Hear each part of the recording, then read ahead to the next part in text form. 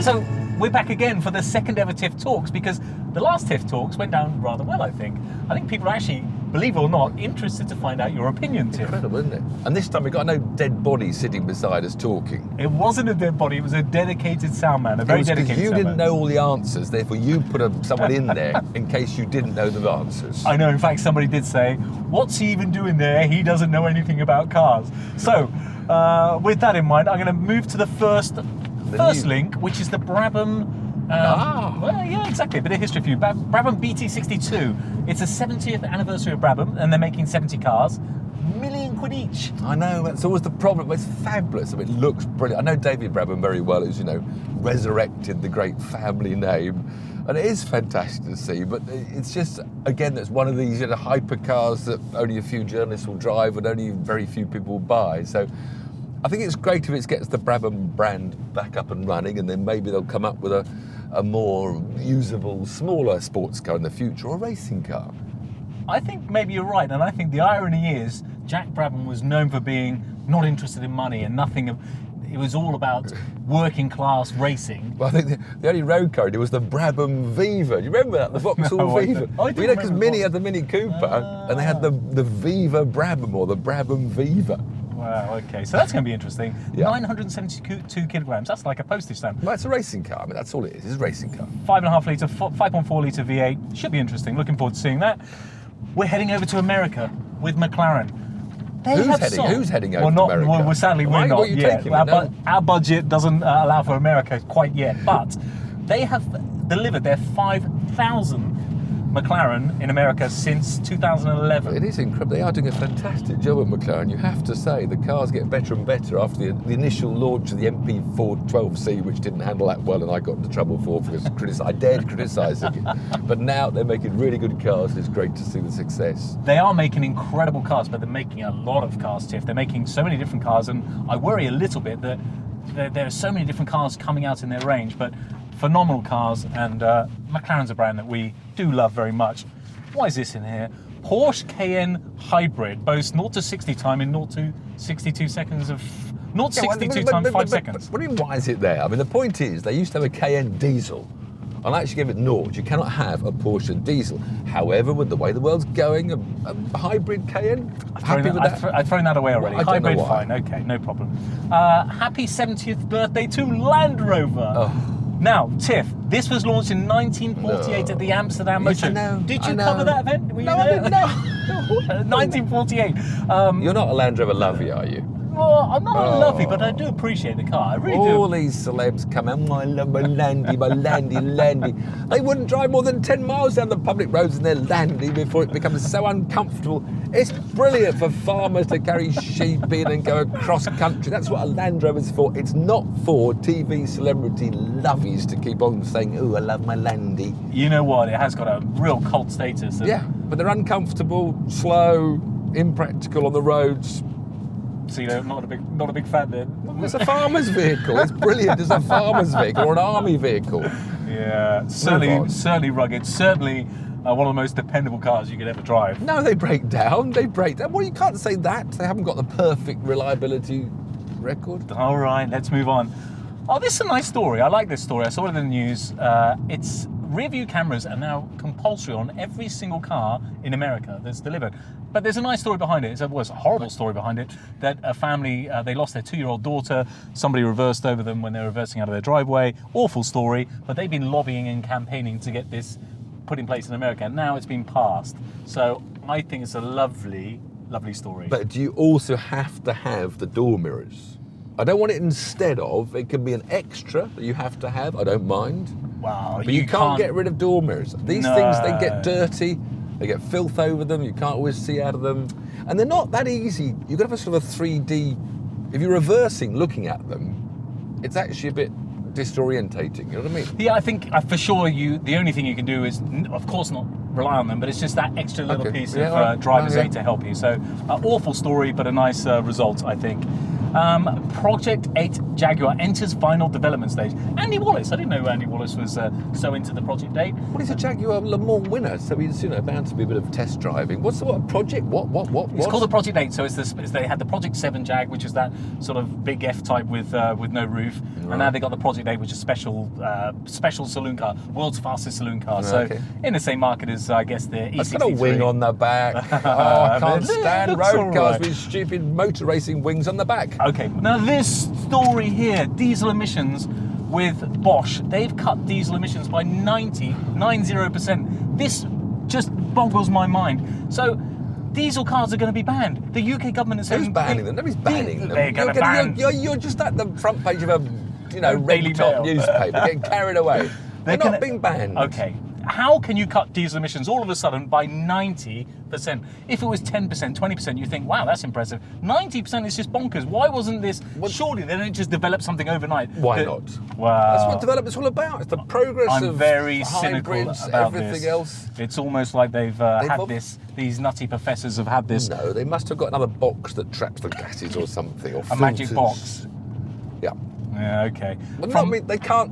Volkswagen, of all people, can't brag about something well, now. It happens to be a Volkswagen car, but it's Bosch that have designed it. So Bosch have brought us so many brilliant things like ABS and ESP anti-skid. So Bosch are clever boys. Good knowledge, Tiff. From dirty diesel. It's not that dirty, but he calls it dirty diesel. From dirty diesel to electric. Sweden. Now this is a cool story. The Scale Electric's there because Sweden they're trialling the world's first electric road. So it's like a Scale Electric's car where you have the electric bits in the middle of the road, and as your car or lorry, truck passes over it, it charges it. Well, that's plates. So that's been out for ages. That's nothing new. This is the world's first. Okay. But they're the first person to build one. But the idea of putting plates in the road, so as your car goes over, it recharges, has been around for a long time. Audi A1, new A1. So what? We don't care about Why? that. No, bring that back. No, it's an A1. Let's talk about a nice Audi. All you ever want to talk about is supercars and your mates with rich Bugattis. No, that was a proper car, nice Audi. The A1 is a girl's car. Let's be fair. You can't say that. I'm saying it. I'm sorry. Oh, shoot me down. God. No proper man would want to drive an A1. Oh, God. Right. Would you now like to define a girl's car and a proper man for okay, me, before please? I get... In words that don't get you arrested. What is a girl's car and what is a proper man? You can't... No, okay, I don't. Let me tell you why I said that. It's it. funny because on the very, very rare chance that my ex-wife's future husband is watching this, he drives one. It's personal. It's personal. So personal, okay? Nothing about the A1 really. Okay, let's move on to another Audi. Oh, Tiff, this was fun. Last week in Wales, the wettest day, I think, did you say that you've had in your whole filming career? 30... And coldest. That video is going to be amazing. RS3, Golf R, and what else do we have? BMW M140. They'll all say we should have had the S3, to be fair to the Golf R. They'll all say that. Well, they'll say that, and they'll say we should have had an 845, we should have had this, we should have had that, but we do the best we can with the cars the cars that we can get. DS is going fully electric. Every DS model is going fully electric from 2025. 2025 seems like an eternity away. But it's only 7 years away. Yeah, I was going to say it doesn't seem that long away, and I bet they won't be fully electric by then. Because they won't sell enough. They'll go bust. Well, that'd be interesting. All this electric stuff is going to be interesting over the next 20 years. The Rolls-Royce Cullinan, here we go. Game changer of SUV cars, perhaps?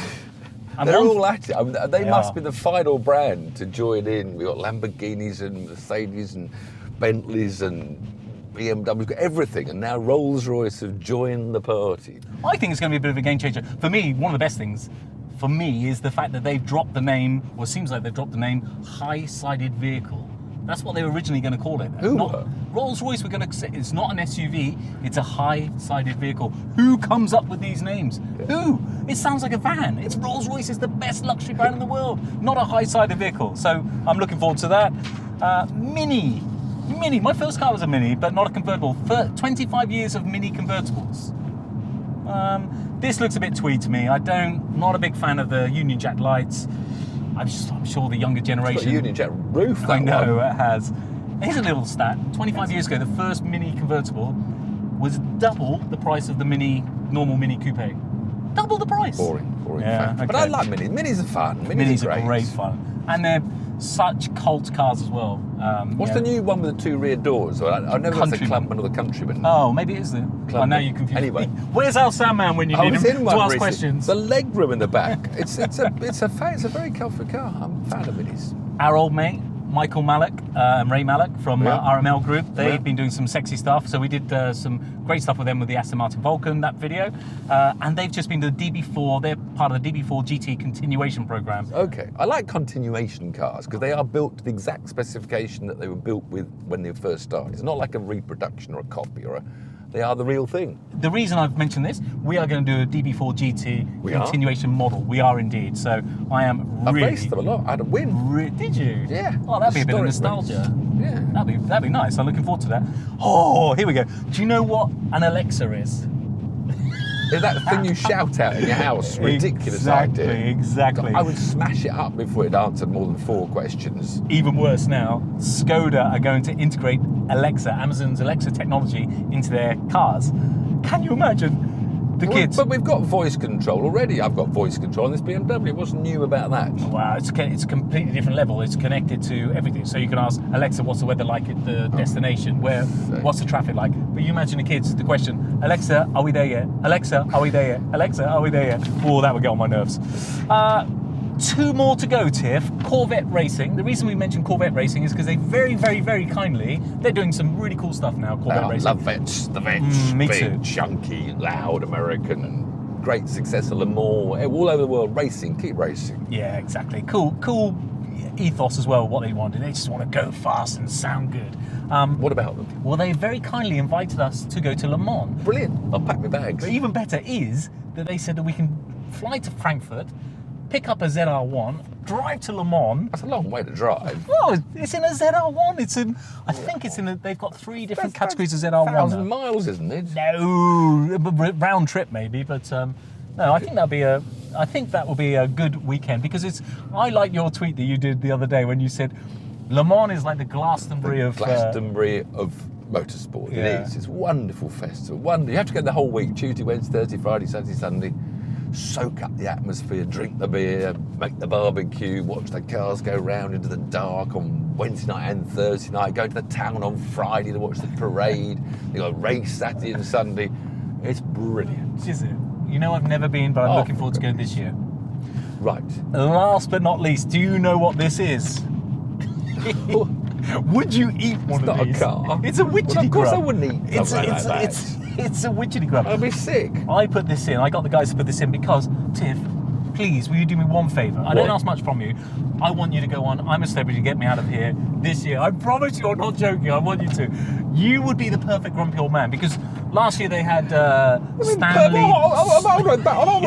Perfect grumpy old man. You don't even have to act. It's perfect. It's normal. It's natural for you. Stanley Johnson last year, he was funny, but a little bit grumpy, a little bit old. Larry Lamb the year before that. You're perfect. I'm not eating a widgety grub. Well, you might have to in front of several million people on the TV, and you get to meet Anton Deck. That's it. So, what do you want to see next time? Maybe we should do a Q&A with Tiff, like a proper Q&A. If you've got any questions you want to ask him about his racing, about his personal life, that's a bit dull, but it's okay.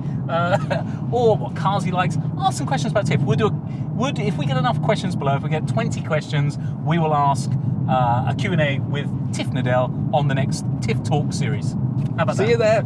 Cheers.